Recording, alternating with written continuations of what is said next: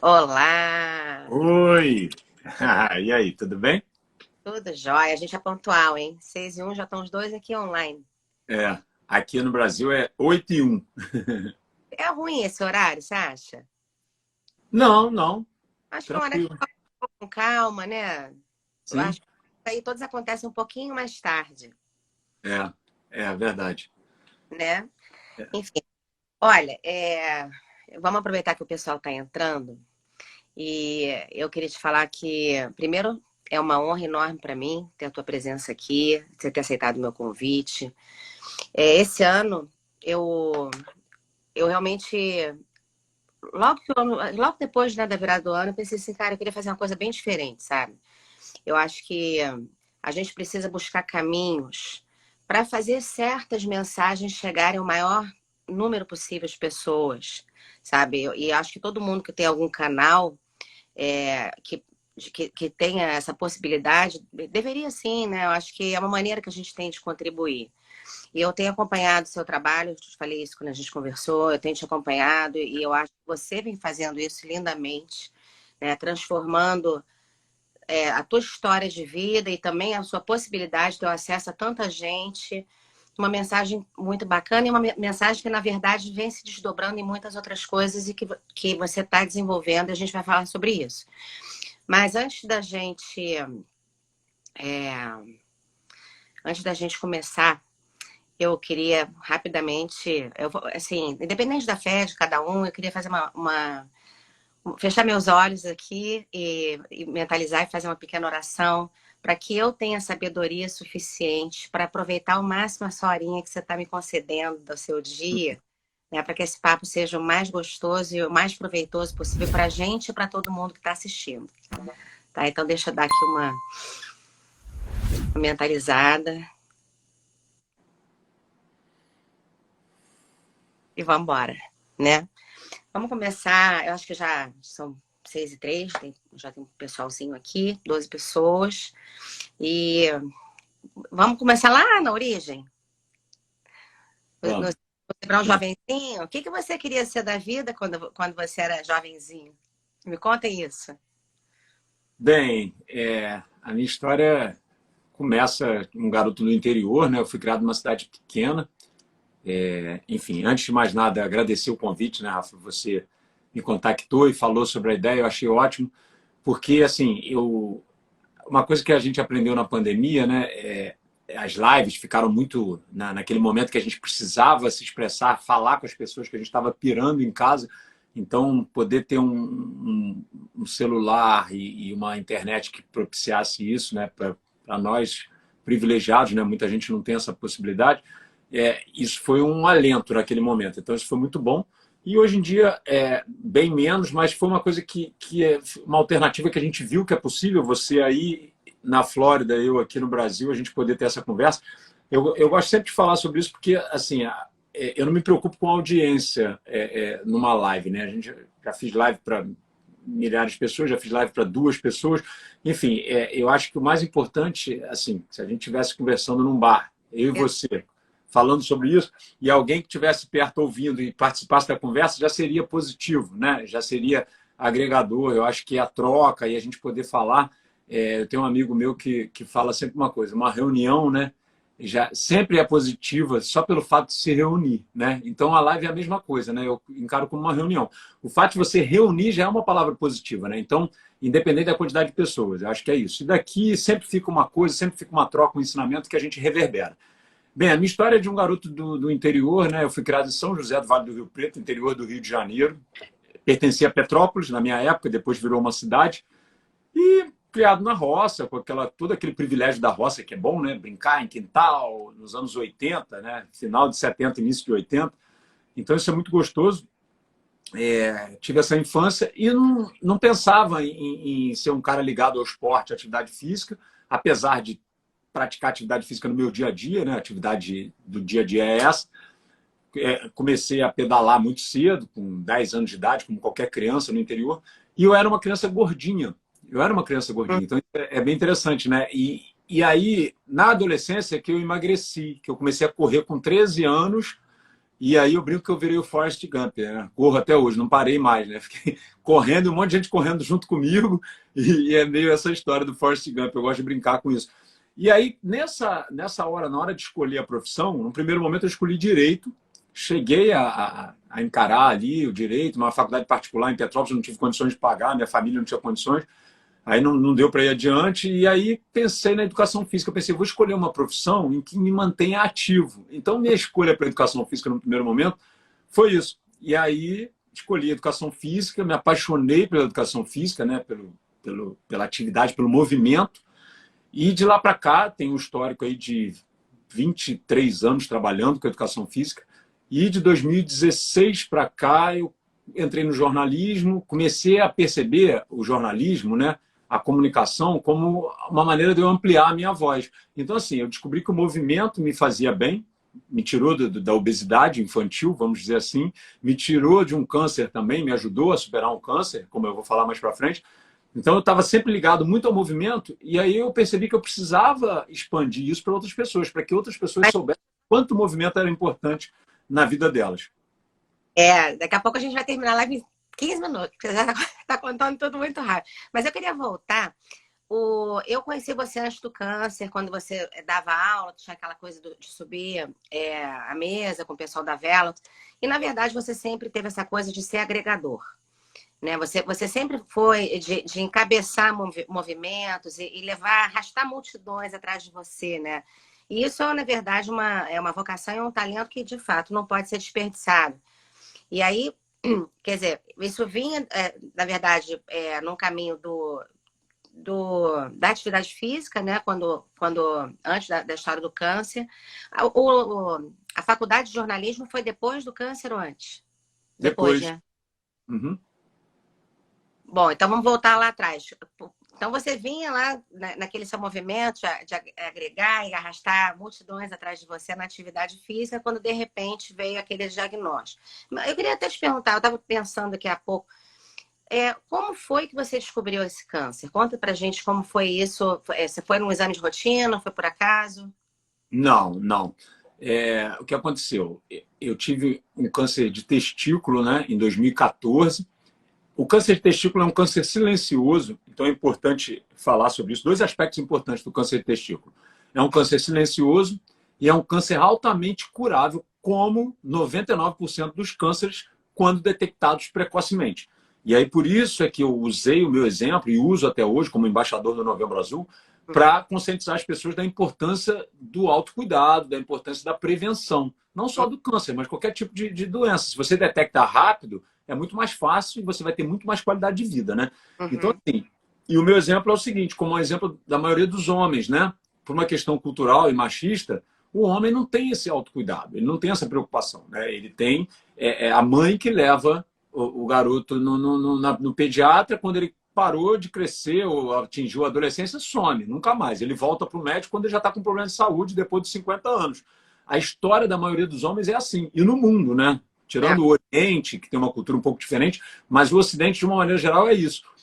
E as meninas não. As meninas têm uma preocupação quando chega a puberdade, a primeira menstruação, tem um ginecologista, e assim segue, né? Por uma questão cultural mesmo.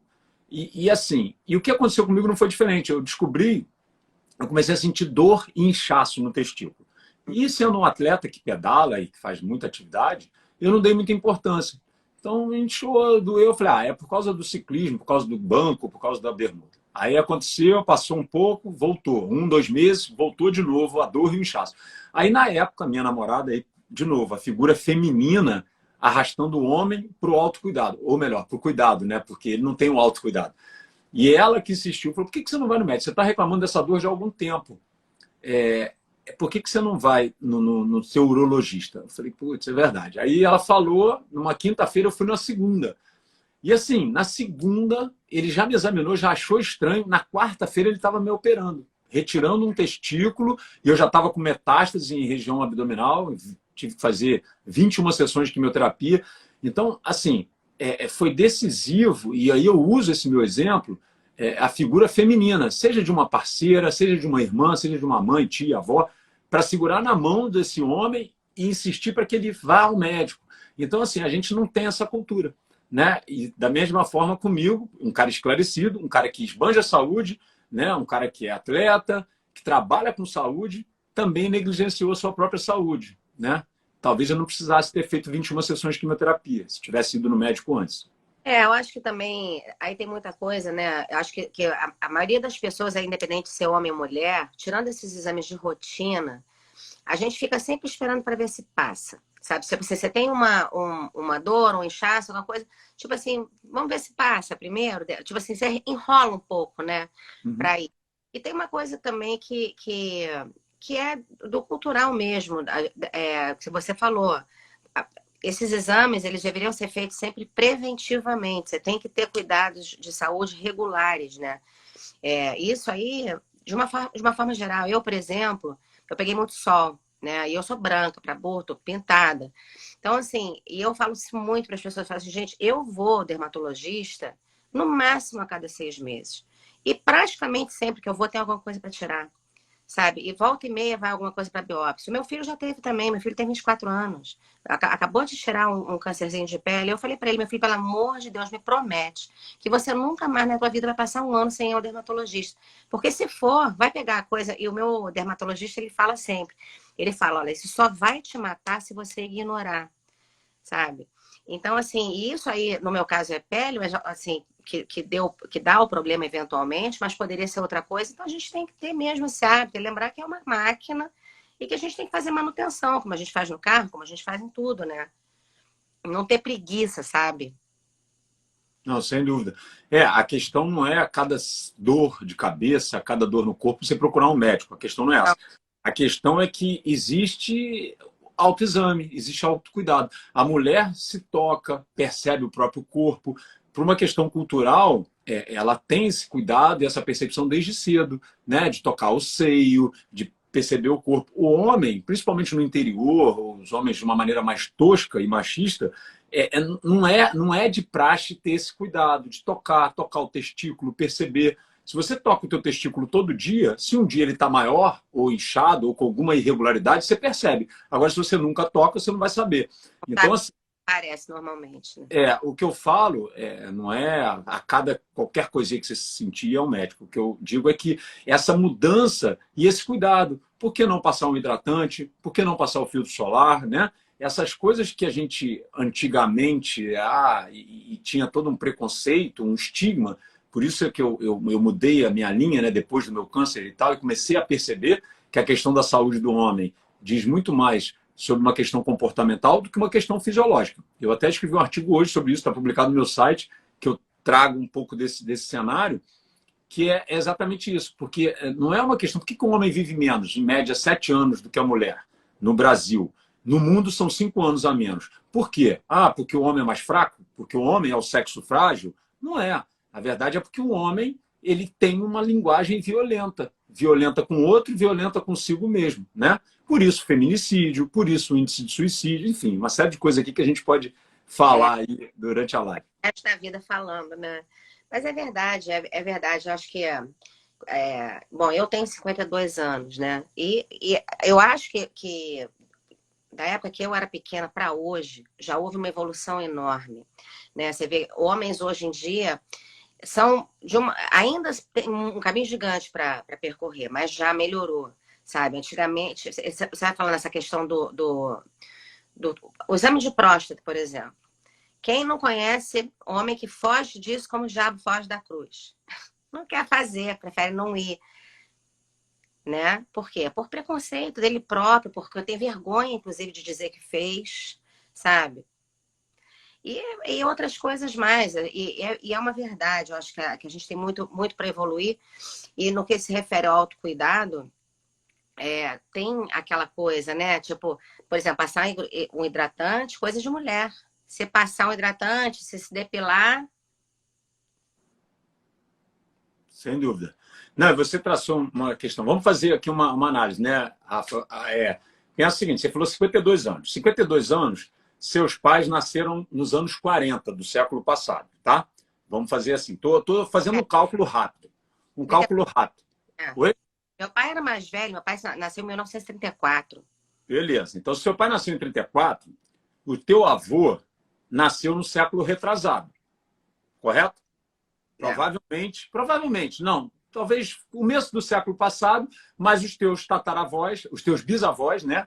Os avós dos teus pais nasceram no século retrasado, É. no século XIX, em que a escravidão foi abolida no final desse século, né? 1888, se eu não me engano, e que até o século XIX o crime de honra não era crime. Então, se um homem fosse traído por uma mulher, ele não era um crime, era um crime pela honra dele, ele podia matar, porque ele foi traído pela mulher. Então a gente está falando, por que eu estou traçando esse cenário? A gente está traçando, eu estou falando um cenário que você teve avós que conviveram naturalmente com isso, tá? Então não tem como eu também. Então não tem como a gente virar e agora e falar, ah, não, porque eu não sou machista, eu não sou racista, eu não sou. Não, nós somos privilegiados. Então, assim, ter consciência disso, analisar isso, pensar sobre isso e analisar que as gerações que estão nascendo agora, com boas escolas, boas formações e tal, elas não têm esse lastro, não têm essa percepção, cabe a nós não proliferar essa percepção.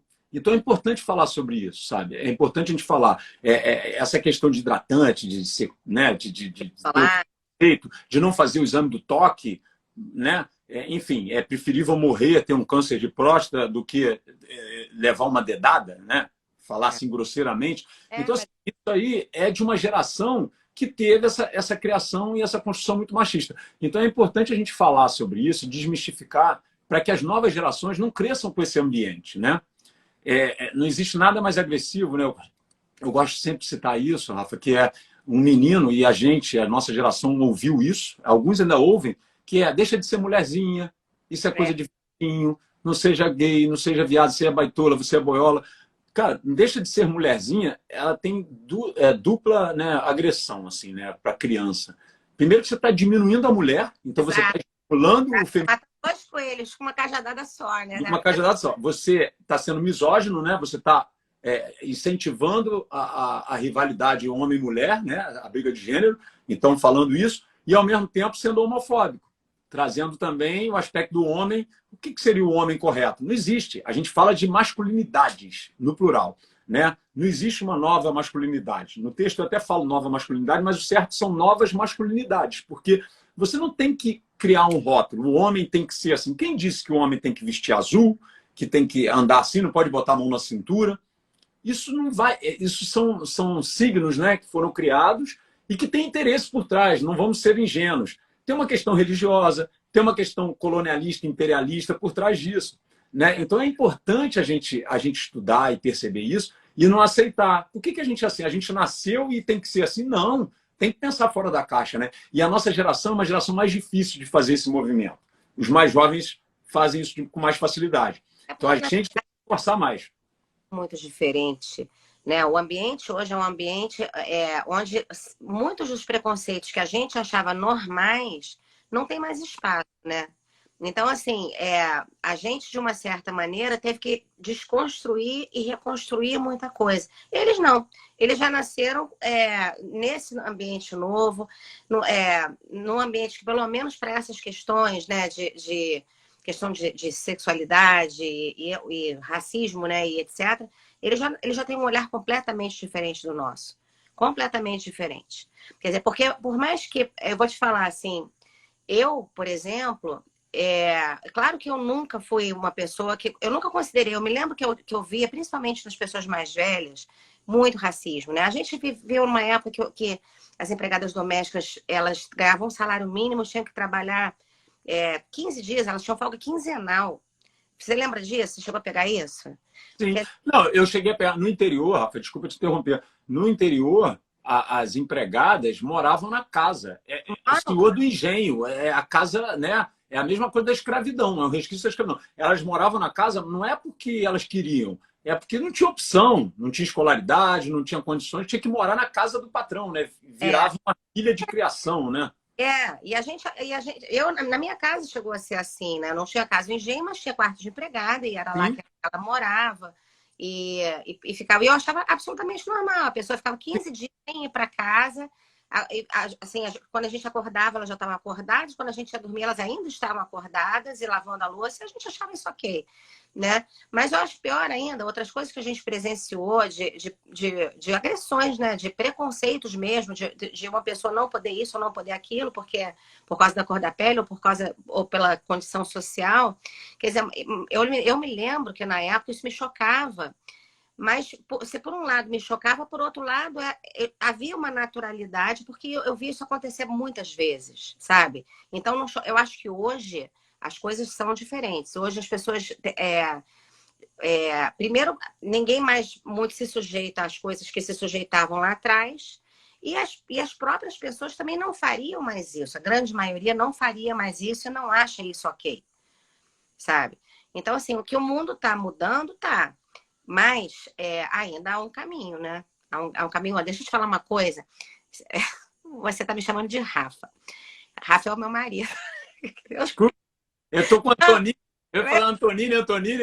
é, Desculpa, Patrícia. Pô, eu tô não, com não saudade do Rafa. Eu tô com falando isso saudade do Rafa, Paty. a live toda e depois você vai se odiar. Então, melhor falar logo agora. Tô com saudade do Rafa. Mas, O pô, Rafa Paty, até te mandou um beijo aqui nas mensagenzinhas. Ele adora, manda, manda, manda. né?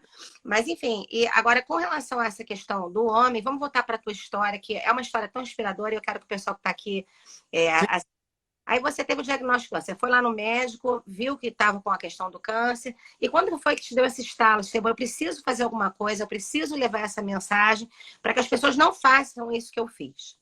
sim. Vamos lá, Paty. A gente acabou abrindo um espectro, a gente falou É, dessa questão cultural, que é importante, porque, assim, na a gente verdade, vai cerveja, vai, né? Só tá faltando cerveja aqui.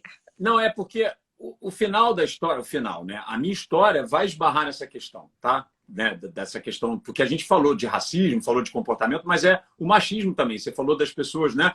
Por causa de cor, não, mas porque por ser mulher também sofre, né?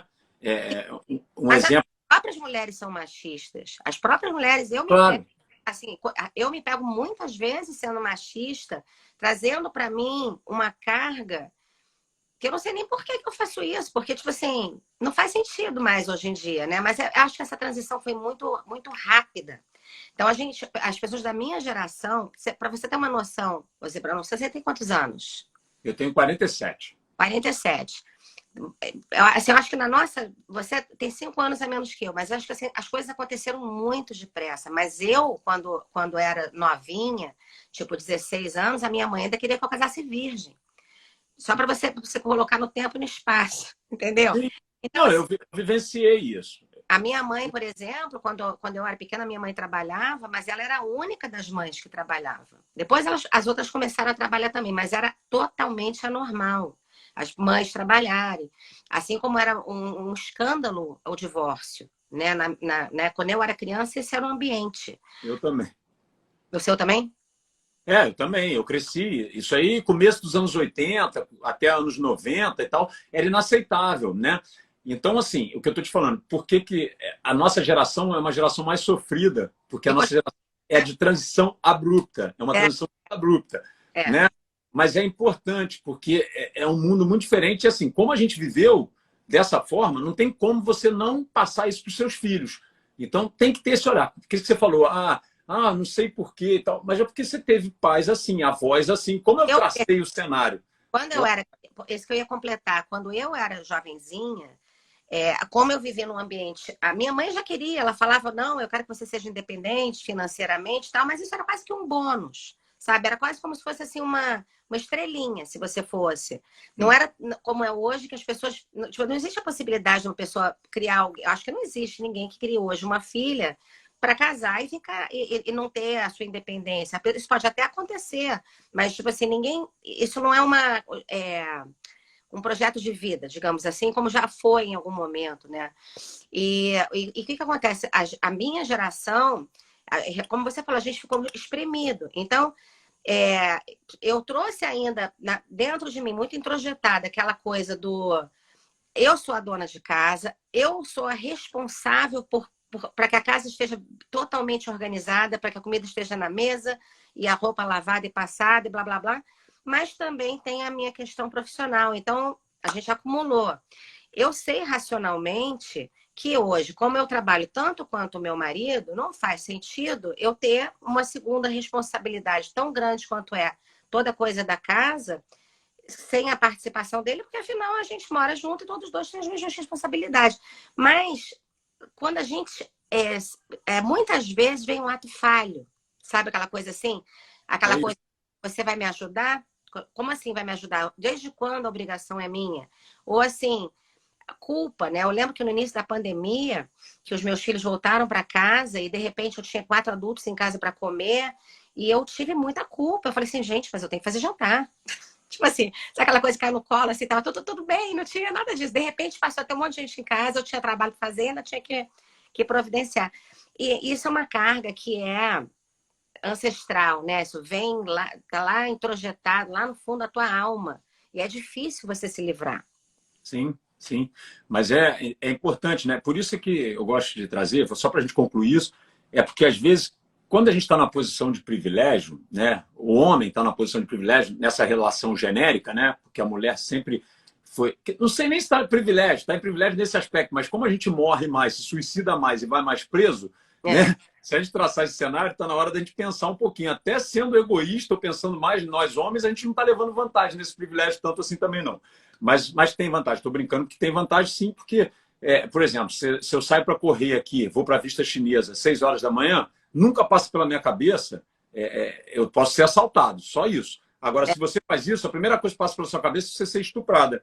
Né? Como é que uma mulher está correndo? Então, isso assim, é um privilégio eu ser homem, entre outras coisas, né? Nesse sentido. Mas é isso que você acabou de falar. A gente tem isso ancestralmente. E aí, para concluir, como eu ia falando, eu fico muito triste, assim, chateado quando eu vejo colegas meus, homens, falando do mimimi, né? Isso é mimimi, isso é mimimi. Mimimi é a dor que você não sente, né? Aí é mimimi, porque você não tem como sentir. Então, como eu falei, se eu fosse mulher e saísse para correr, uma coisa que eu amo, de madrugada, e tivesse medo de ser estuprado, medo de ser violentado, pegar um Uber, ficar com medo, ficar ligado para onde eu vou, pelo simples fato de eu ser mulher, de repente eu saberia o que é mimimi e eu não usaria esse termo, né? Então, eu gosto sempre de trazer isso, porque é muito fácil falar que é mimimi a dor do outro, né? Então, toda vez que você fala isso é mimimi, é porque você não está naquele lugar, você não teve essa empatia, talvez nem tenha. Então, é muito fácil falar. Por mais que a gente tente imaginar, a gente nunca vai saber, porque você não viveu, não passou por isso. Sim. Então, mas você pelo menos tentar imaginar já é melhor do que nada, né? Perfeito. Mas vamos lá, vamos voltar, né? Porque você queria que eu falasse do câncer, né? E o que aconteceu? A minha virada foi o seguinte: quando eu descobri o câncer, e aí foi tudo muito rápido, cirurgia e tal, 20 dias depois de quimioterapia, no primeiro dia de quimioterapia eu estava lá, e eu fui atleta de corrida de aventura, né? Que é um esporte multiesporte, é mais do que um triatlo. Você sai no meio do mato, corre, pedala, rema, escala, se orienta com bússola, enfim. É um esporte muito peculiar e que eu fiz isso durante 10 anos. Viajei pelo mundo, China, Nova Zelândia, Europa, enfim. E aí, representando o Brasil, porque é uma corrida por equipes, né? Uhum. E aí, quando eu fui começar a quimioterapia, era o auge disso, eu fazia isso, competia e tal. E aí eu estava lá sentado para fazer a quimio e tal, e fiquei pensando. Aí resolvi postar no Facebook, que na época era o Facebook, a gente está falando de 2014. Uhum. O Instagram não era tão badalado, né? O Facebook era mais usado. Eu postei uma foto minha na quimioterapia. Eu não era nenhum blogueiro, né? Tinha uns 3.000 seguidores no Facebook. Não era seguidor, né? Mas era uma galerinha que me acompanhava por conta do esporte. Oi? No Facebook eram amigos, né? Eram amigos, não eram seguidores, né? Então, enfim. E aí, o que acontece? Quando eu postei a foto, eu falei, poxa, eu vou começar um tratamento. A coisa que eu mais gostaria de fazer era estar treinando. Eu queria estar treinando, queria estar fazendo o que eu amo. Como eu não posso, eu estou aqui 5 horas por dia fazendo químio, desse período eu não vou estar treinando. Mas você que está aí olhando, você podia treinar por mim. Eu me lembro. 30 minutos de atividade física por dia, que é a recomendação da Organização Mundial de Saúde. Vocês treinando e mandando para mim, interagindo comigo e tal. Beleza, joguei isso na rede. Aí, 2 horas depois, eu peguei o celular de novo, fiquei lendo, vendo TV e tal, lá na Química. Quando eu peguei o celular, eu levei um susto, porque tinha 1.000 e tantas curtidas, não sei quantos comentários, 800 comentários e alguns compartilhamentos, a mensagem do Facebook. E aquilo reverberou E aí eu falei, caramba, e agora, né? Não posso morrer, né? Eu vou decepcionar muita gente. E aquilo começou, as pessoas começaram a treinar, começaram a fazer exercício, me mandavam fotos, me davam palavras de incentivo. Você viu, você fez exercício também, mandou foto para mim. Eu lembro no Facebook, você e o Rafa, É, enfim, pedalando. é. Muito legal. E muita gente fez isso. E aí isso gerou um compromisso. Eu treinava também quando eu conseguia, quando eu não estava muito fraco da quimio, eu treinava quase todo dia, eu fazia alguma atividade física. E aí, no final do tratamento, eu resolvi colocar uma meta para a gente se encontrar e comemorar a minha cura e também o treinamento das pessoas. E aí foi a meta de subir a mesa do Imperador, que é aqui no Rio de Janeiro, são 5 quilômetros, uma subida muito íngreme, desafiadora, que era para subir correndo, pedalando ou caminhando. E a gente fez uma grande festa, deu quase 200 pessoas. A gente arrecadou termômetros para o INCA, teve umas ações de kits de higiene pessoal para a Fundação do Câncer, enfim. A gente fez uma coisa que reverberou muito e as pessoas... isso tomou uma proporção, acabou que o pessoal do Instituto Lado a Lado, que é o responsável pelo Novembro Azul no Brasil, pela campanha, me conheceu nesse dia, e a gente virou parceiro até hoje, eu virei embaixador do Novembro Azul, e todo mês de novembro a gente faz esse desafio do Zimbrão, que não é mais o desafio do Zimbrão, né? É um alerta, um chamado para a qualidade de vida, para a saúde, através da atividade física, no mês de novembro.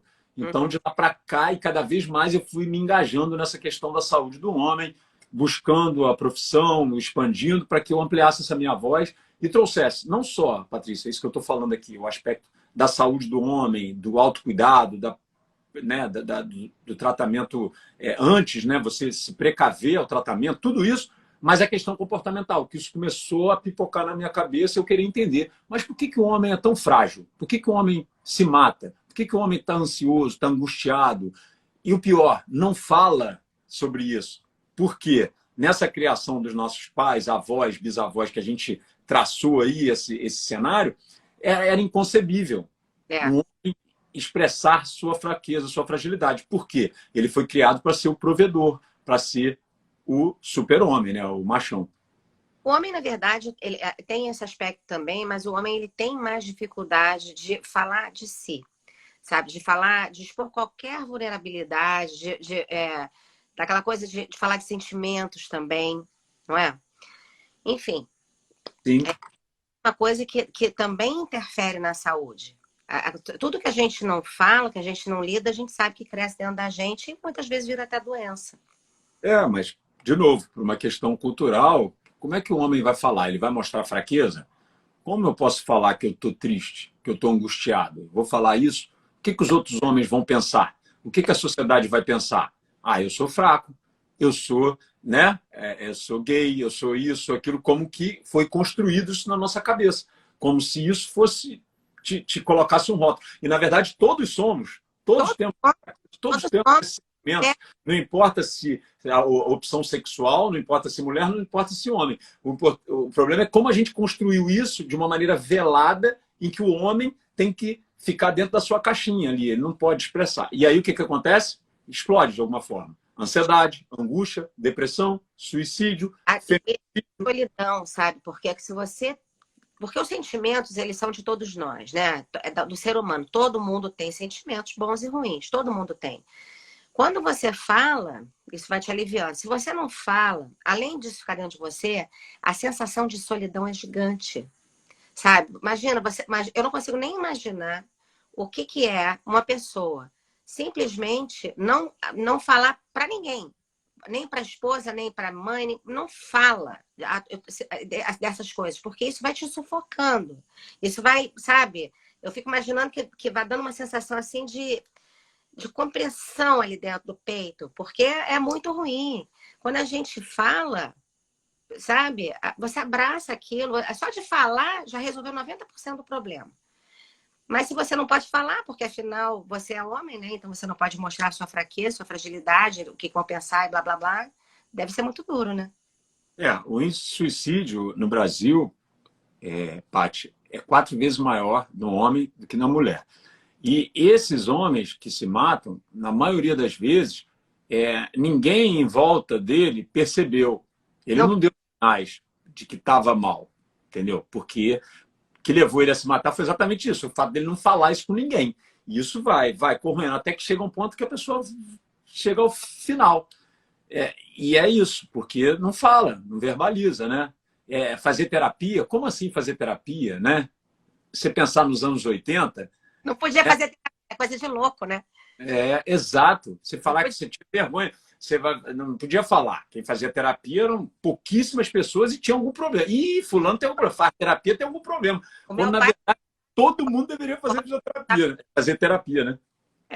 meu pai, assim, toda vez que surgia esse assunto de psicólogo, eu falava, eu não sou louco para fazer, e ainda É achava isso. que era fora, né?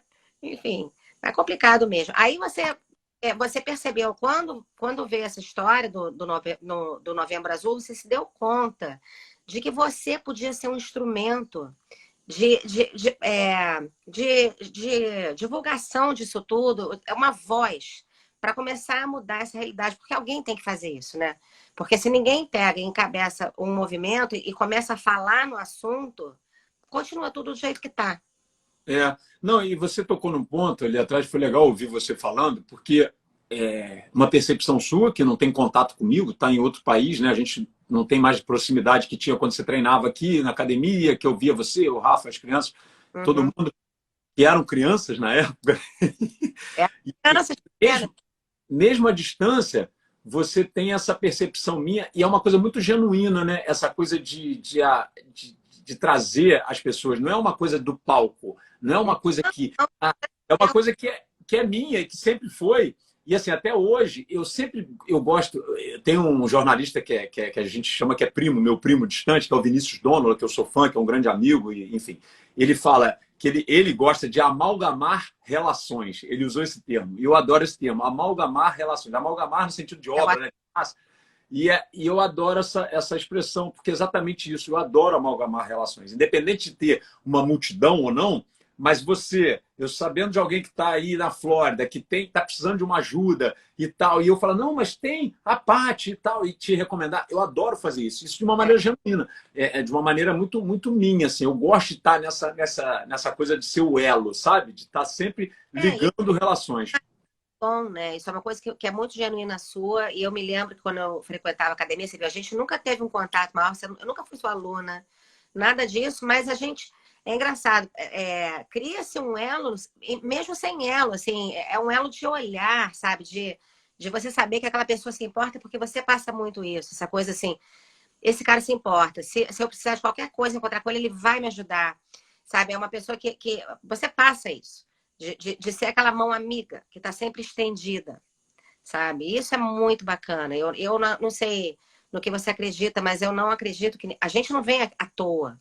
A gente vem aqui, todo mundo, para fazer alguma coisa. E eu acho que a sua missão é muito linda e, honestamente, até as coisas que provavelmente aconteceram na sua vida, elas já aconteceram justamente para você fazer o que você está fazendo agora. Assim como eu acho que aconteceram na minha também para eu fazer o que eu faço hoje. Né? E eu acho que você vem fazendo isso realmente de uma maneira muito bacana. E esse leque que você está abrindo agora, ele é um leque muito rico. Né? E agora a gente pode falar sobre isso. Conta dos projetos novos. E não é só um leque, além de ser muito rico, é necessário, né? Totalmente necessário. A gente está falando aí, no início da nossa fala, eu tracei um histórico, né? Não só do aspecto do machismo, mas do aspecto até da questão da escravidão, do racismo e tal. Uma questão que a gente está falando né, olhando para trás, em menos de 100 anos. Aí a gente tem isso bem, bem presente. Então não tem como nossos avós, nossos bisavós viveram isso na pele, não tem como a gente desconectar, porque são nossos ancestrais. A gente tem deles a gente, não só no sangue, mas no comportamento, de como a gente aprendeu. Então, assim, é necessário a gente ter essa quebra, falar nisso, para que as próximas gerações possam viver de uma maneira melhor, né? Não é utópico, não é não. Eu acho que a rede social, isso que a gente está fazendo aqui, é uma maneira da gente ampliar e a gente consegue reverberar isso para o mundo. Porque, assim, é aquela comercial que fala, os bons são maioria. E somos mesmo. Eu acho que o mundo, sabe, não está aí à toa e a gente tem que se tocar disso. Porque se a gente ficar com uma percepção única, e aí eu não estou falando só dessa questão de gênero, de homem, mulher, de racismo, não estou falando não. Estou falando da questão maior, que é ambiental. A gente ter consciência de que a gente está nesse planeta como visitante. A gente não é proprietário, a gente não é dono da casa, a gente é visita. E a visita, como é que ela se comporta quando ela é visita? ela não joga, não cospe no chão, não faz xixi no chão, não joga papel no chão. Quando você está na casa dos outros, você tira o sapato para entrar. É isso. Esse planeta é nossa visita, não é nossa casa. Então, se a gente é visita, a gente tem que deixar legal, porque vem outras visitas aí. E isso vai além nas relações, né? Eu acho que a gente tem que usar nosso poder de fala, de mídias sociais para tudo, para isso, sabe? Porque para a gente ter mais tempo esse planeta, para os nossos tataranetos que venham, enfim, que a gente, né, é privilegiado, porque eu acho que, não sei, vai acabar antes da gente daqui, não sei, tem minhas dúvidas. Esse problema eu já não estou aqui há muito tempo, né? Então dane-se. É isso, é isso. Mas não é não, porque agora a coisa está ficando feia, né? E se a gente não fizer alguma coisa, a gente, assim, por exemplo, a minha filha, ela agora não, diz que não quer ter filhos, né? E aí eu conversando sobre isso com ela, ela falou, não, mas você já viu a questão climática? E é verdade, sabe? Tipo assim, eu acho que se ela tiver filhos, os filhos dela provavelmente já vão passar aí por maus bocados que a gente fez, a gente ajudou a fazer. E é importante. E aquela coisa, sabe que tudo que a gente faz, a gente tem que pensar assim, a gente não pode resolver nada sozinho. Mas se todo mundo fizer um pouquinho, faz. Milagre é assim. Sim, essa questão do filho é muito, muito curioso, né? Porque isso também é algo que é aprendido, né? É óbvio que a gente tem que, a espécie tem que se manter no planeta, mas a gente tem 7 bilhões quase de pessoas aí, já tem gente pra caramba. Então, assim, é óbvio que não é levantar uma bandeira de não ter filhos, não é isso. Mas ter a opção de escolher, né? Porque, o que você faz? Por exemplo, se eu começo a namorar, se eu casei, e aí? Quando é que vai ter filho? É uma Por que que pressão social. pergunta? Por que tem que fazer essa pergunta? Porque eu não quero ter opção de não ter filho. Dá licença, né? Por quê? De novo, foi algo que foi aprendido, que foi cultivado e mantido, né? Pelas religiões ou pela cultura, por tudo isso, e a gente vai mantendo, vai repetindo isso. Mas por quê? Né? Tem a livre escolha, eu quero ter autonomia. E tem um filme ótimo que está no Netflix agora, que eu esqueci o nome, está super recomendado, que é a da filha perdida, né? Como é que é o nome? Lost Daughter, Lost Daughter, exatamente. Esse filme é maravilhoso porque ele conta, maravilhoso não é assim, não é um filme que você vai, mas é um filme que traz uma percepção muito importante dessa desglamorização da maternidade. Porque achar que ser mãe é padecer no paraíso. Para uns pode ser só padecer mesmo, não vai ser no paraíso, não. Vai padecer só. Então, assim, é importante respeitar isso, porque não é esse mar de rosas para quem não é mãe, né? Eu não posso falar, porque eu não sou mãe, né? Mas, assim, às vezes é um pesadelo, né? Né? Esse filme mostra muito bem isso, e é legal de assistir. E é uma coisa também que da mesma maneira, eu fico imaginando como deve ser uma coisa que te oprime. Porque, assim, o que todo mundo espera de uma mãe? A mãe espera, todo mundo espera que a mãe seja mãezona, que ame os filhos acima de tudo, que abra mão de tudo por eles, e blá, blá, blá, e que seja imensamente feliz neste papel, né? Graças a Deus, o filme se chama Lost Daughter, Sônia. Depois eu passo para você. Esse papel de mãe, por exemplo, eu, graças a Deus, eu tive meus filhos e sou extremamente feliz como mãe. Mas você sabe que quando o Dudu nasceu, no início foi muito difícil. Muito. Eu morava na Barra, naquela época não existia nem aquela cadeirinha que coloca recém-nascido, eu fiquei sozinha lá. E eu estava acostumada a trabalhar fora, e o Dudu chorava demais, era aquela criança agitada, não sabia ficar no bercinho dele, só queria ficar no colo. Às vezes o Rafa saía de casa tipo 6h30 da manhã, que a gente morava na Barra, ele trabalhava no centro, ele voltava às 7h30 da noite e ainda estava de camisola, porque o Dudu não me dava sossego. E eu te juro, Zibrão, que assim, em algum momento dos 10 primeiros dias de vida dele, eu te juro que eu me peguei olhando para ele no berço e pensando assim, será que eu queria mesmo ser mãe? Sabe? Porque é difícil, é muito difícil. A gente perde a liberdade, a gente perde, assim, ninguém te prepara para isso, sabe? Não vai, aquela história, não tem clamor nenhum aí não, tá? Você tá ali, eu tinha feito uma cesárea, o peito cheio de leite, você não tem ajuda. Eu estava acostumada a viver no centro da cidade, almoçando com as minhas amigas, tipo assim, no escritório, trabalhando de salto, sabe? Completamente diferente. Então, é claro que depois eu me adaptei, eu também aprendi a pedir ajuda, porque isso para mim era muito difícil. Eu sempre fui aquela pessoa que não preciso de nada, dou conta de tudo, sabe? E também isso atrapalha muito, né? Mas tem pessoas que realmente não gostam, não querem, não estão afim. E daí, gente, qual é o problema? Tem gente que não está afim de casar, tem gente que não está afim de ter filho, tem gente que não está afim disso ou daquilo, tem gente que não faz questão de ter muito dinheiro, que quer ter só o suficiente e é feliz assim, e a sociedade espera que a pessoa seja ambiciosa, que ela seja bem-sucedida. Quer dizer, no final das contas, o que a gente vê é que nós todos temos uma imensa dificuldade de respeitar as nossas diferenças. Sabe? A gente acha que todo mundo tem que seguir aquele padrão. Por quê? Por que tem que seguir o padrão? Né? Cada um que cuide de si, né? Cada um que seja feliz do seu jeitinho. Mas é porque, assim, de novo, né? Por isso que é importante a gente usar essas ferramentas, porque você precisa contextualizar, né? Precisa pensar e com o olhar de cima, né? Sair um pouco, porque senão a gente vive na espiral e continua no sistema, continua na máquina, né? Porque isso é interessante, gente. É interessante para todo mundo, né? É, sistema colonialista, imperialista, capitalista, né? Não botando rótulos ou levantando bandeira esquerda, direita, não é isso. Mas é a gente ter um olhar reflexivo, né? E pensando que tem gente ganhando muito dinheiro com isso e que é interessante alimentar essa roda, né? Então a gente pega lá atrás, a gente olha lá atrás, por que o interesse das pessoas se fixarem, né? Na terra, quando eram nômades, aí deixaram de ser nômades, aí a construção da família. E por que da família? Por que a religião entrou? Qual o interesse da igreja lá atrás em ter que ser monogâmico e ter o filho? Não estou dizendo o que é certo e o que eu estou errado, não. Só estou dizendo que é importante a gente entender a história e contextualizar para saber se a gente não virou uma massinha de manobra, que é o que a gente é, né? Até nas redes sociais, principalmente, né?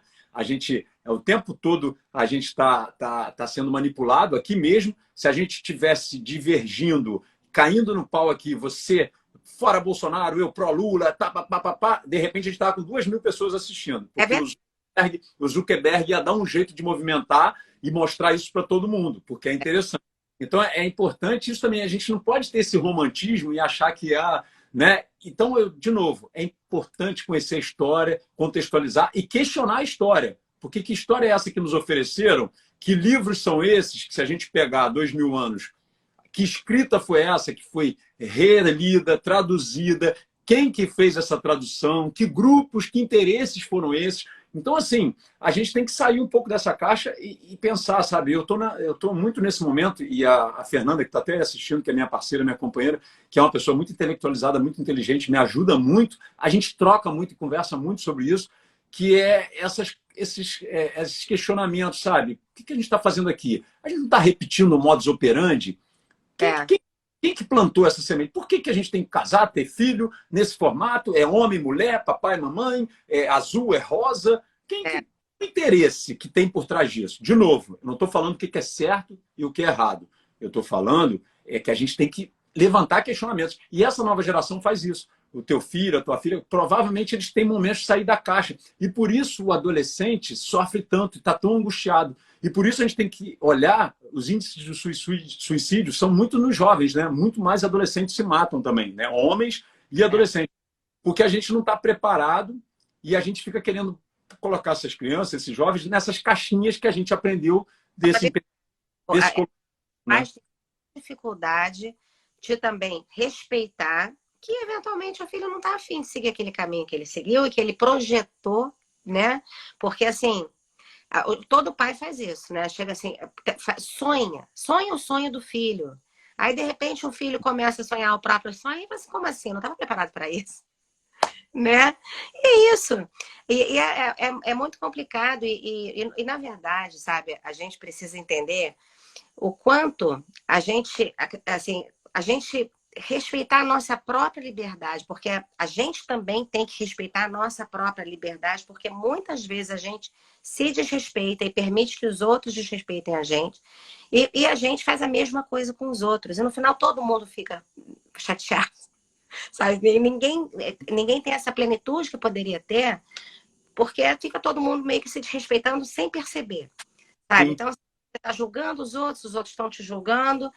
você está correspondendo às expectativas dos outros e os outros estão também exigindo de você coisas que ninguém te perguntou se você queria, se aquilo, ninguém está nem muito interessado e te olhando lá no fundo do olho para ver se você está feliz. E às vezes você não olha para você também. Quanto tempo a gente demora para parar para olhar para a gente e falar, mas é isso mesmo que eu quero? Ou eu estou só simplesmente deixando a roda girar, Sim. né? Para essa questão aí, até aproveitando que o Andrew, meu amigo, entrou aí, não sei se ele está aí ainda, a Fernanda até brincou com ele ali. O Andrew, se você tiver aí, dá um joinha. Vou recomendar quem está assistindo e divulgar para as pessoas também, no YouTube, um filme, é um curta com o Andrew, esse meu amigo que entrou aí, ator, chama Um Tanto Mais, o nome do filme, Um Tanto Mais, e que fala exatamente uma história muito sensível, muito linda, importante as pessoas assistirem, eu acho que para todo mundo que é pai, todo mundo que é filho, todo mundo que é mãe, todo mundo que é filho, ou seja, todo mundo, que ele aborda essa questão da expectativa que o pai, que os pais geram em cima dos filhos. Então, a história é um curta, não é um filme longo, né? É um curta. Ele, o Marcos Breda, ator também, o André, o Marcos Breda, de forma brilhante, e o Matheus como diretor, são amigos, são queridos. Assim, é um filme necessário, bem legal, e eu fico aí a dica para assistirem Um Tanto Mais, e que fala sobre essa questão. Agora, anota aqui nos comentários o nome desse filme que eu quero assistir. Será que eu consigo? Um Tanto Mais. YouTube. Está no mesmo. YouTube. Fácil. Um Tanto Mais. Obrigada, A Fernanda. colocou aí. Obrigada, Fernanda. E aí é muito legal, assim, exatamente o que você falou, sabe? Vai abordar isso de uma maneira muito sensível, muito bonita. Eu acho que todo mundo vai gostar. Isso é legal. E uma outra coisa que eu queria também completar, que você falou lá no início, né, sobre essa questão do papo. Você vê, tem aqui a gente, nós dois e mais 19 pessoas. Delícia, né? Eu adoro papos, assim, ainda mais quando não tem tanta gente, que eu acho que fica mais intimista.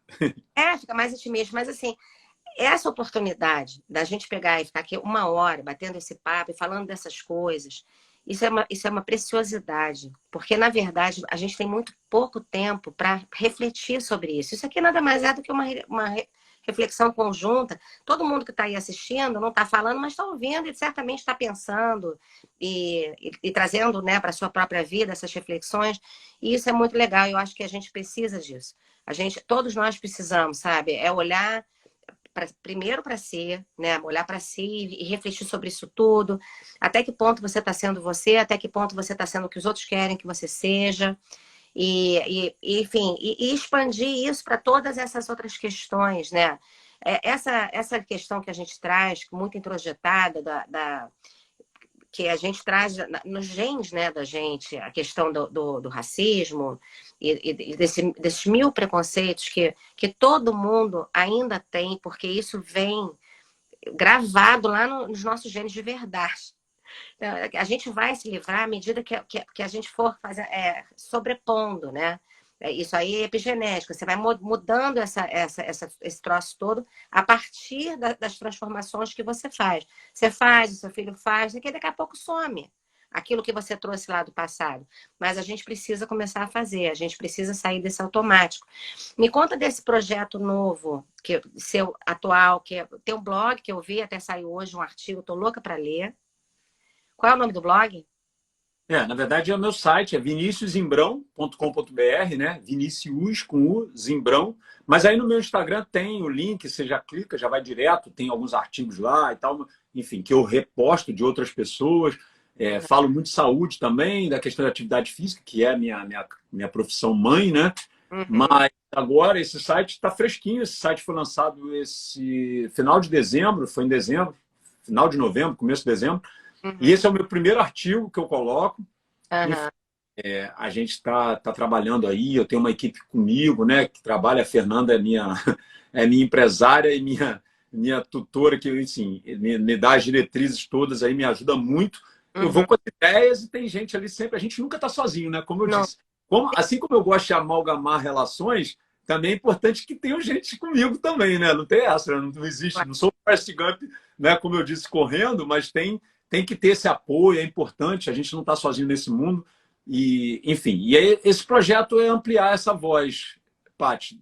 Tudo que eu estou falando aqui, da minha experiência como professor, que eu sou um professor, sou um educador, eu não sou professor de educação física, eu sou um educador, eu educo pessoas, eu não educo bíceps, eu não educo quadríceps, então eu não acredito nessa dicotomia, isso eu sempre defendi, desde que eu saí da faculdade. Eu não fiz faculdade para ensinar ninguém a fazer uma rosca bíceps, eu saí da faculdade para educar indivíduos, e educar indivíduos implica educar na plenitude, né? Não existe separar corpo e mente. Então eu sou um professor, um educador com formação, com uma boa formação até, tá? Tenho orgulho falar isso, me formei na UFRJ, uma das melhores faculdades de educação do país. Então, tem um embasamento bom para isso, teórico, né? Ponho isso em prática na minha atuação na academia mesmo, ensinando a fazer uma rosca bíceps, mas é o meu momento que eu estou ali educando o indivíduo a mudar hábitos, enfim. Aproveitando aquela oportunidade, porque aquele momento Sim. você está ali, ó, né? Um a um, ó. Aí você a pessoa vai fazendo sua ginástica e você vai lá falando as coisas que tem que falar, e a pessoa nem nota. Sim, e como você disse, eu gosto dessa troca, né? Então, naquele momento que eu estou ali, sempre tem um papo cabeça. Eu sou chato, eu falo muito, né? Então, daqui a pouco a gente estava na rosca bíceps, daqui a pouco a gente está falando da antropologia, enfim, a coisa expande. Eu sou assim, né? E aí eu ampliei isso através do jornalismo, através da comunicação, e a ideia é levar não só a questão de hábitos saudáveis, a questão de melhorar a qualidade de vida através de alimentação, através da busca espiritual e da meditação, através do movimento, do exercício, mas também através desse conhecimento da nossa história e dessa desconstrução do que vem mostrando que não está funcionando da maneira como a gente aprendeu e da maneira na caixinha que a gente foi colocado e no trilho que a gente tem que seguir. Então, levantar esse questionamento faz parte, sabe, do meu trabalho também, para que as pessoas parem e reflitam. Então, eu espero que o que eu falei aqui hoje, alguma coisa, sirva para, por mais radical que você seja, por mais ismos que você gosta de colocar no seu nome, né? Porque eu gosto, a Fernanda fala muito isso também, os ismos, né? Quando você põe ismo, você se limitou. Se você se fala, eu sou do capitalismo, eu sou do socialismo, ferrou, já está limitado. Porque aí você proibiu a visão das coisas positivas de outra área, né? Então, assim, qualquer ismo é limitante. Então, assim, se você consegue abrir a tua cabeça, tirar o rótulo de eu levantei a bandeira porque eu sou extrema-direita, eu sou extrema-esquerda, ferrou, já tá ruim. Porque aí você tá com 100%, você não abriu, né? Você não tá 100% de um lado só. Por cima, para de ouvir tudo, né? Você simplesmente você passa a ser aquele que só fala e não ouve. Sim. E tudo, né? Tudo. A gente vê isso o tempo todo, né? Eu não tenho mais paciência, Paty, assim. Eu não entro em discussões, assim. Eu tento...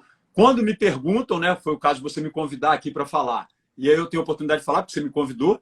Mas de uma maneira, assim, eu não entro em embates e tal. Eu tento expor minha opinião, que é a saúde do homem, melhorar a saúde do homem. E melhorar a saúde do homem não é só através de alimentação e de movimento. É através de comportamento. Se o homem está se matando, está na cadeia, mas... está matando mais mulheres, né? Está matando mais homens também, não só se matando, mas matando mais homens. Se essa estatística toda está aí no mundo para a gente ver, tem alguma coisa errada. Então, minha missão é levantar esses questionamentos aqui, daqui para frente, né? Eu venho fazendo... Porque não é uma coisa que a gente veja o tempo todo, né? Pessoas que pegam e dedicam seu próprio tempo a um projeto que pode, não vai mudar o mundo, dificilmente vai mudar o mundo você sozinho, mas você pode mudar pelo menos aquelas feras de pessoas que estão ali próximas de você, e com sorte um pouco mais. Mas assim, a gente tem que parar, eu acho que fica todo mundo, no final das contas, muito paralisado, sabe? Todo mundo muito vivendo a própria vida e vivendo os seus problemas. A vida passa muito rápido, quando a gente vê, já passou, e aí você olha para trás, bom, e o que eu fiz? Sabe? Esse mundo, essa vida que a gente leva, principalmente em cidades grandes, tipo Rio de Janeiro, tal, São Paulo e outras mais, qualquer cidade grande, né? Você tá sempre correndo, você tá sempre com pressa, você não tem tempo para nada.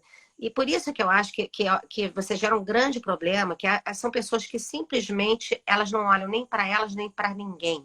Elas só ficam ali cumprindo aquele papel, igual aquela coisa que a gente vê de linha de montagem. Sabe, a pessoa acorda, toma um café, vai para o trabalho, faz o que tem que fazer, às vezes ainda traz trabalho para casa e dorme, acabou. Não tem nem qualidade na própria vida, não para prestar atenção nem na própria felicidade, nem no que está em torno dela, não vê. A pessoa não vê e também não quer, sabe? Não vê e tem raiva de quem vê. Não está afim de nada disso. E isso é uma coisa muito triste, né? Porque, como eu falei, eu pelo menos acredito que a gente não veio aqui Ah, é verdade, a Patrícia está falando, é difícil até uma pessoa olhar para a gente enquanto está falando. Inclusive, hoje em dia ninguém nem quer mais falar, as pessoas querem trocar só tem mensagem. Porque mensagem é rápido, né? Você só lê quando quer, responde quando quer, né? Mas assim, e as pessoas vão se encaramujando cada vez mais. Eu acho que esse momento da pandemia, se por um lado teve muita gente que até desabrochou e começou realmente a se relacionar mais, porque teve muitas interações que surgiram a partir da pandemia, teve gente que também aproveitou a oportunidade para fazer o que sempre quis, para se fechar ali naquele seu, sabe, na sua conchinha e viver a própria vida. E pronto, e a gente vai sobrevivendo e simplesmente, sabe aquela coisa, a pessoa que se contenta em pagar as próprias contas e viver a própria vida e não quer saber de mais nada? E isso é uma coisa que, no final das contas, impacta todos nós. A gente fica achando que não, sabe? Agora a história do clima, né? Ah, mas isso quando acontecer eu já morri. Não, mas vai impactar. Eu nunca imaginei que eu fosse ver ainda na minha vida as mudanças climáticas que a gente já está vendo agora. Você achou que você fosse ver? Eu achei que isso era coisa para daqui a 300 anos, sei lá. No entanto, já está acontecendo. É. Mas até isso, Patrícia, que você está falando, esse modus operandi, né, de vida, de não parar e tal, a gente tem que olhar e questionar. Tem gente ganhando muito dinheiro com isso, gente. Não é de graça. Isso aí não foi à toa, sabe? Isso aí é fruto de uma indústria que foi construída para isso, sabe? Então, por isso, de novo, é importante a gente sair um pouco e olhar. A Patrícia Tabaiana que está falando aí é uma querida, a gente foi criado junto, amiga de infância mesmo, de criancinha. É. Fomos criados juntos na mesma, lá em São José do Vale do Rio Preto, como eu falei lá no início. Enfim, e ela está falando ali essa coisa da comunicação, e aí fica de novo uma dica para vocês aqui. A gente falou já do filme, da Filha Perdida, que tem que ser assistido para quem quer né, tirar essa glamorização da figura materna, né, da mãezinha perfeita, é ótimo. Um Tanto Mais, que é o curta no YouTube, e a outra dica é pesquisar sobre a CNV, que é a comunicação não violenta. Essa foi a tradução que eles trouxeram para o Brasil, que aí quando você ouve comunicação não violenta, você pensa em falar baixo, não gritar, né? É. Não é bem isso. A comunicação não violenta é um conceito muito mais complexo que vale a pena pesquisar sobre, que é exatamente isso que ela falou, sobre a gente falar e a gente está falando e quando o outro fala, a gente não está ouvindo o que ele está falando. Ou a gente está pensando que a gente já vai retrucar, ou a gente está pensando uma outra coisa lá na frente, porque o mundo da forma que a gente está levando hoje em dia te proporciona ser assim. Então, o que acontece isso? A gente vive em saltos, a gente não vive o presente, né? Eu estou aqui falando com você, e aí quando você está falando, eu estou pensando já o que eu vou falar no próximo assunto. Eu não estou ouvindo o que você está falando. Isso aí acontece em todas as comunicações. E a gente começa a cuspir conselhos que as pessoas não estão nem pedindo. Às vezes a pessoa só quer falar com você. Ela só quer desabafar. Um exercício que se faz em terapia de casal, não sei se você já ouviu falar nisso. Normalmente, os problemas das pessoas são relacionados à falta de comunicação, né? E em terapia de casal, um dos exercícios que se faz é o seguinte: se eu tô conversando, vamos supor que nós somos um casal, né? Então, você, quando eu estiver falando com você, você não tem que responder nada. Ao final da minha fala, você tem que responder tudo que eu falei. E isso muda tudo. Se você, ao falar com uma pessoa, simplesmente, se você se concentrasse no que ela está falando, como se você tivesse que repetir depois, então você ouviria, você teria que não só ouvir, como também interpretar, né? Enfim, isso muda tudo. É impressionante, né? Agora, realmente, as pessoas Não ficam vou, assim. não vou te interromper já interrompendo, não quero ser taxado de Menterruption, que é um termo machista, né, do homem que não deixa a mulher falar. Não é isso, mas você acabou de dar o primeiro conceito da comunicação não violenta. O exercício da comunicação não violenta. A primeira coisa que você vai aprender é isso. É o exercício da escuta empática. É você ouvir o que o outro está falando, e aí no final tem um exercício de você repetir o que a pessoa falou para fixar se você realmente ouviu o que ela falou. Isso é a primeira dica da comunicação não violenta. Você acabou de trazer aqui. E uma outra coisa que eu aprendi há muito tempo atrás, lá quando eu ainda não tinha nem filhos, sabe? É o seguinte, a gente, quando a gente conversa, às vezes a gente quer interpretar o que o outro está falando e o que ele está sentindo, segundo o que a gente sentiria, segundo o que, e tal. E a gente precisa falar assim, bom, mas a pessoa pensa assim. Tipo assim, eu não ficaria chateado, mas ele fica. Sabe esse tipo de coisa que às vezes a gente. Eu lembro que quando eu era mais nova, eu era aquele tipo de pessoa sincericida. Às vezes eu magoava alguém e falava assim, não, que besteira, mas eu só falei a verdade. Sabe aquela coisa assim? Eu falei a verdade, qual é o problema? E, tipo assim, e depois você vê assim, cara, primeiro, a verdade é de acordo com quem? Né? Porque, né? Segundo, qual é o direito que você tem de julgar o que o outro vai sentir segundo a sua lente? Sabe? Você tem que tentar entender segundo ele. Aquela pessoa que está sentindo, não segundo o que você pensa. Enfim. Mas isso aí tudo é o exercício, né? Fácil não é, porque se fosse fácil, todo mundo saberia fazer. Mas eu acho que um grande passo é a gente realmente, pelo menos, começar a tentar e pelo menos fazer esse esforço sabe? Para tudo, respira e vamos aprender, porque dá tempo e faz diferença. Por mais que você não fique perfeito, se você melhorar alguma coisa, já ajuda, né? E essa questão voltando à história do coisa. Então, nesse teu momento agora, você acabou de lançar o blog, hoje fez esse primeiro artigo que eu estou louca para ler, e a sua proposta agora é ampliar essa sua fala para essa questão da comunicação não violenta, para a questão desses assuntos que os homens não gostam de falar, mas que precisam falar. O que acontece, assim, Patrícia, o que eu observei, eu dou muita palestra, né, sobre Novembro Azul, principalmente novembro, meu mês é todo cheio, né? A gente acha que até em novembro, né? Quando a gente falou, acho que foi novembro ou dezembro, né? Não lembro. Acho que é início de dezembro. Então, eu estava vindo de um mês atarefado, porque assim, online ou presencialmente eu dou palestra dessa, falo muito, porque é o mês que a gente chama atenção para essa questão da saúde do homem.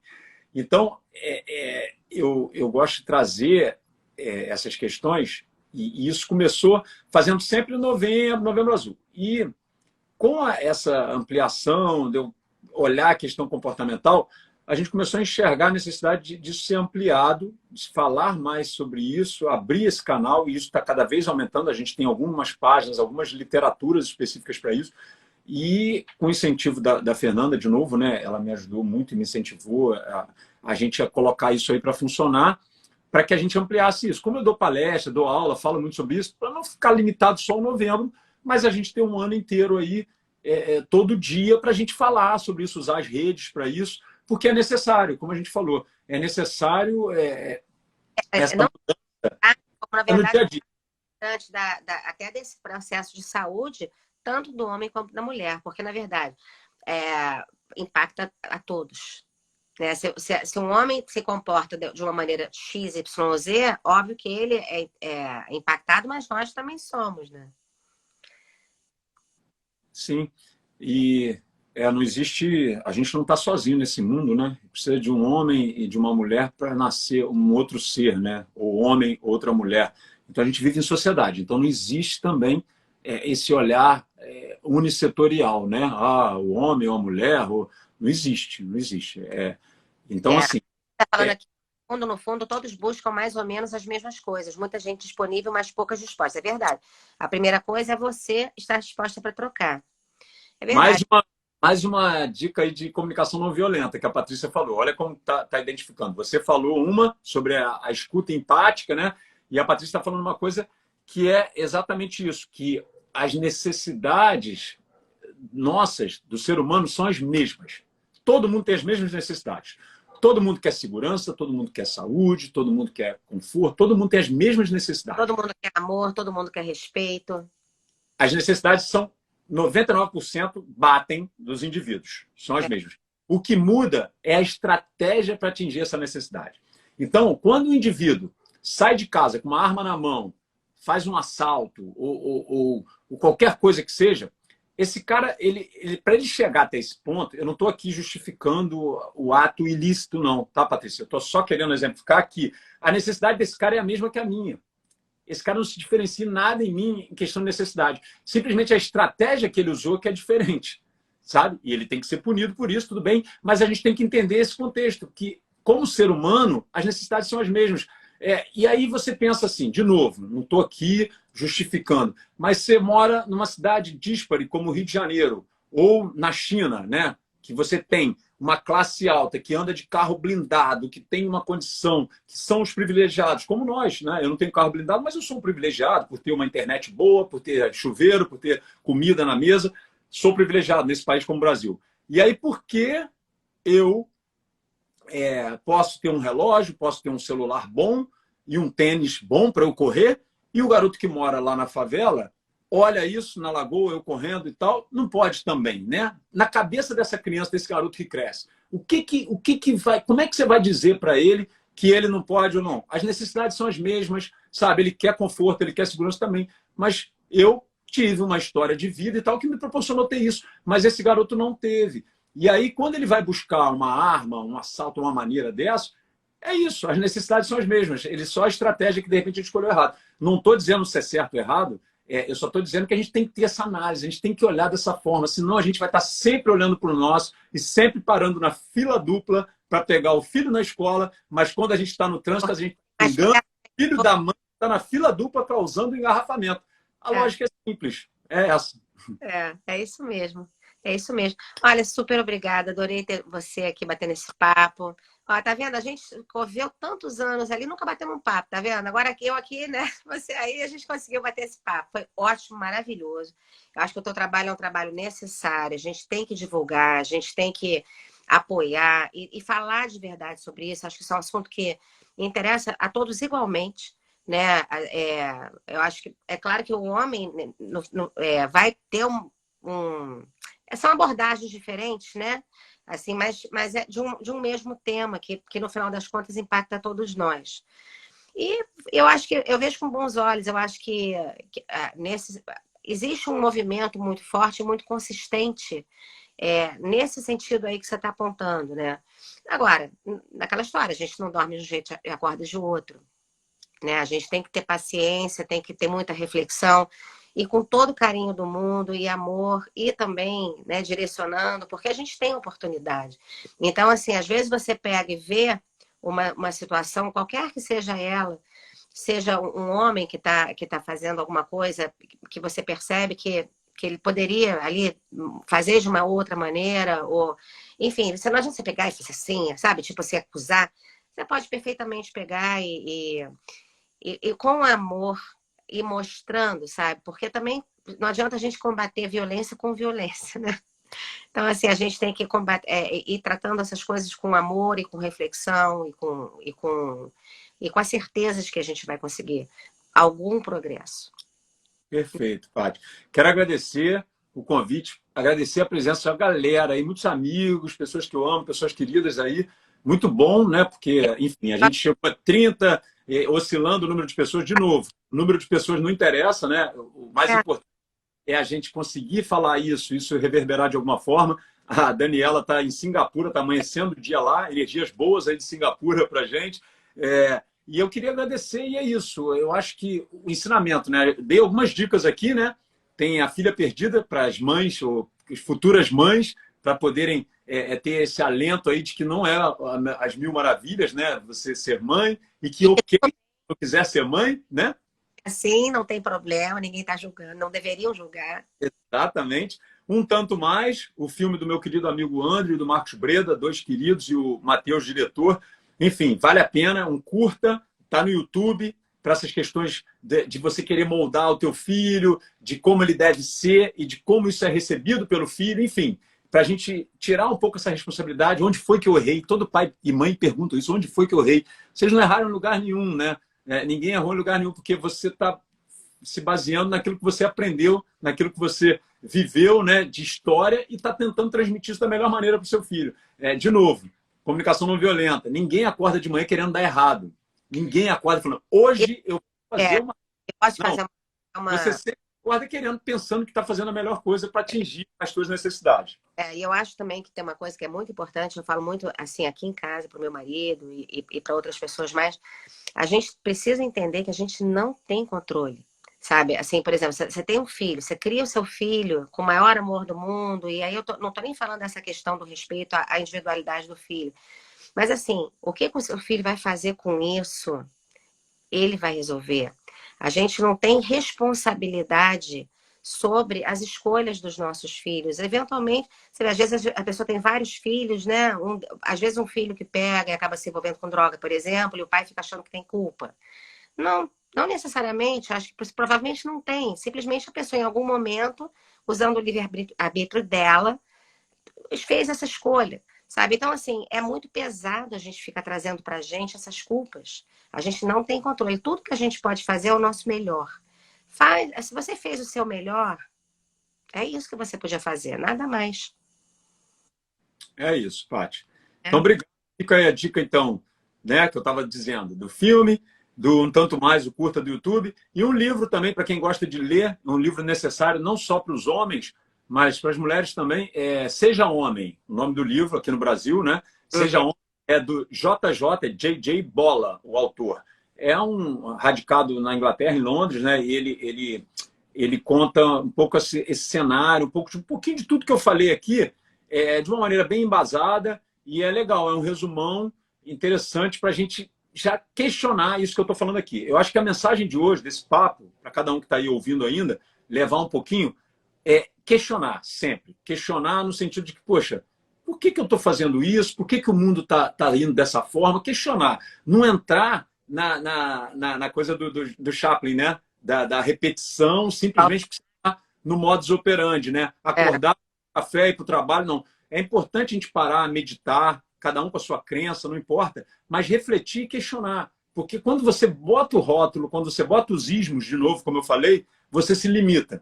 Então, a gente pode se limitar. E a nova geração está vindo aí para mostrar isso para a gente. A gente tem garotos brilhantes, 18, 20 anos aí, já sendo CEO, já sendo donos do próprio negócio, simplesmente porque pensam fora da caixa e não se limitam. Então, a gente aí com 40, 50 anos, a gente fica se limitando porque aprendeu com os nossos pais, dos anos 80, 70, e aí a gente fica limitado, porque a gente aprendeu a ser limitado. Então, a dica que fica ó, É assim, e o também que a céu é gente o limite. O céu continuar sendo, né? É sempre tempo de pegar e fazer um caminho diferente daqui para frente. é a lifelong learning, né? É É. o termo da moda também que a gente tem que levar ao pé da letra. Está sempre aprendendo, né? Está Sempre- sempre. e sempre lembrando que a gente pode ir corrigindo a rota, né? Não tá bom assim? Tudo bem, a gente muda, vamos fazer melhor daqui para frente. Não deu certo de novo, faz outra. Quando Sim, tiver, né, a gente pode ir mudando. maravilha. Tá bom, olha, muito obrigada pela sua participação, por toda essa contribuição linda, pelo papo delicioso. Tá? Te desejo todo o sucesso do mundo. Espero que um dia a gente ainda faça uma nova live, você já com outras histórias para contar, tá Uhum. bom? E é isso aí. Um beijo, pessoal. Muito obrigada a quem participou, tá bom? Obrigado. Tá, boa noite.